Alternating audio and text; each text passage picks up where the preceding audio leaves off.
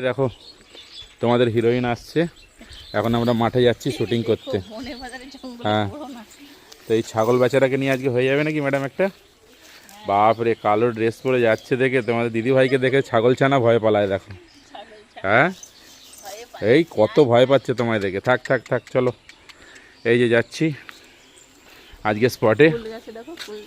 হ্যাঁ, কুল গাছে চলে এসছে, কুল গাছে কুল চলে এসছে। আর কয়েকদিন পরেই সরস্বতী পুজোর সময় পাকা পাকা কুল পাওয়া যাবে এখানে। এই যে চলে এসছি আমাদের শুটিং স্পটে। দেখো সূর্য অস্ত যায় যায় ভাব। ছিলাম না আজকে বাড়ি, তাই শ্যুট করতে আজকে একটুখানি লেট হয়ে যাচ্ছে।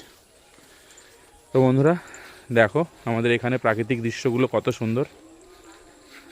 মাঠে এসছি শ্যুট করার জন্য। তোমাদের দিদিভাই তো মানে যখন থেকে এসছে বাড়ি, এক জায়গা থেকে আসার পরেও মানে রেস্ট নেব কি সেটা না, চলো চলো চলো শ্যুট করতে যাবে না। হ্যাঁ, ভয় লাগে। তো চলে এসেছি আমরা শুটিং স্পটে। এবার দেখি 2-4টে শ্যুট করা যায় কিনা। কোথায় তুলসী বাগান? তাই তো, সত্যি কথা। দেখো তুলসী গাছগুলো কত সুন্দর। মাঝে মধ্যে দেখো তুলসীর পাতা পাওয়া যেত না পুজো দেওয়ার জন্য, তাই না বলো? এখন কত তুলসীর গাছ আর কত পাতা। আর এই যে এখানে এটা লাগানো হয়েছে, কলাই লাগানো হয়েছে। হ্যাঁ, এই যে আমি বলে দিলাম।